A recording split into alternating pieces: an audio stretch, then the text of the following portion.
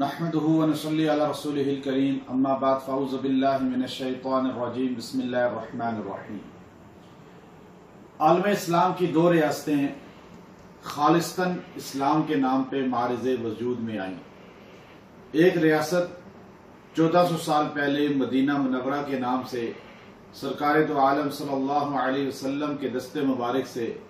मारिज़े वजूद में आई, जिसका मकसद इस्लाम की तजवीज,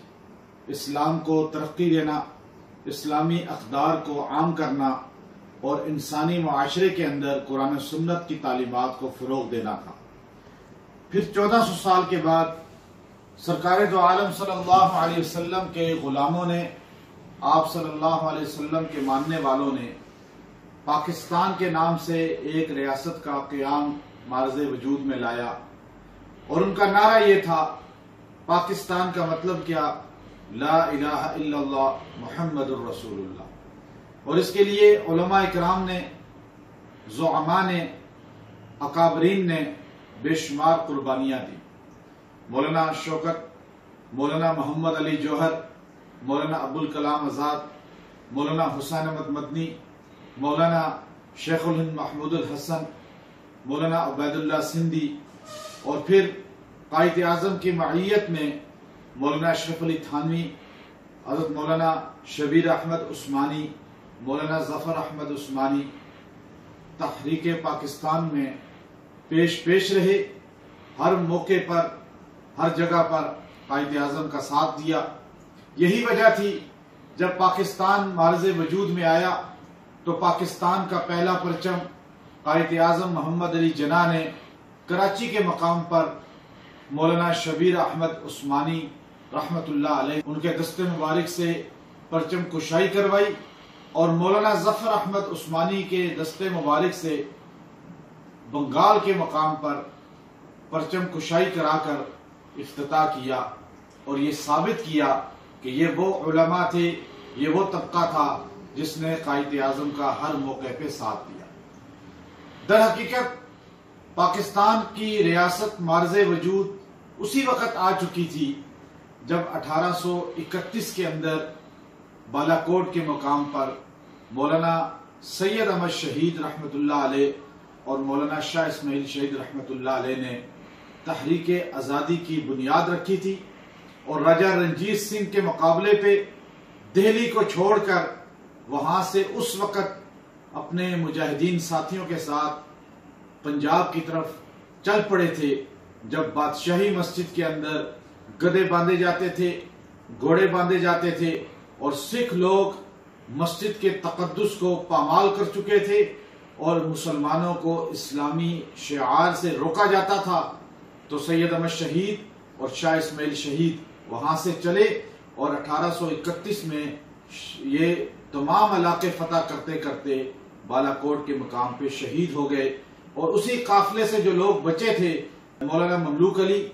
मौलाना कासिम ननोतवी, मौलाना रशीद अहमद गंगोई, हाफिज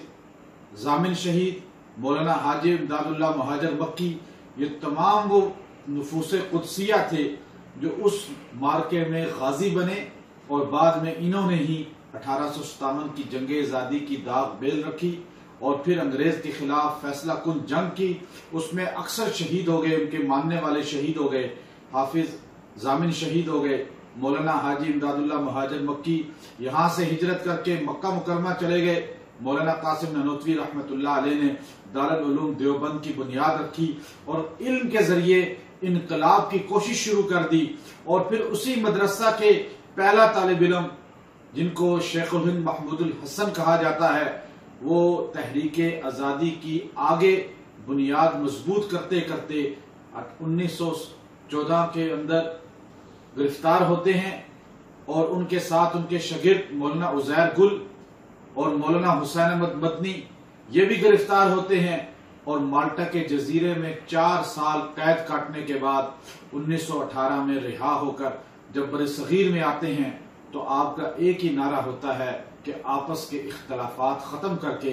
कुरान और सुन्नत की तालीम पर यकजा होकर एक ऐसे मुल्क के लिए कोशिश की जाए जिस मुल्क के अंदर मुसलमान आजादाना हैसियत से कुरान और सुन्नत की तालीमात पे अमल कर सके। تو اس کے بعد مولانا اشرف علی تھانوی رحمۃ اللہ علیہ اپنے شاگردوں کو قائد اعظم کے شانہ بشانہ کس طرح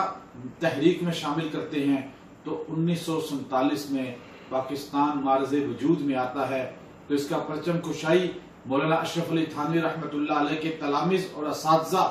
اور آپ کے مدرسہ دارالعلوم دیوبند کے اساتذہ مولانا شبیر عثمانی، مولانا ظفر عثمانی کے دستے مبارک سے پرچم کشائی کرائی جاتی ہے۔ تو یہ قیام پاکستان ایک میسج ہے کہ پاکستان کے اندر اسلامی اقدار کو، اسلامی نظام کو مضبوط کیا جائے۔ آج ہمارا ملک مضبوط ہو سکتا ہے مزید جب تک اس ملک کے اندر اسلامی نظام کو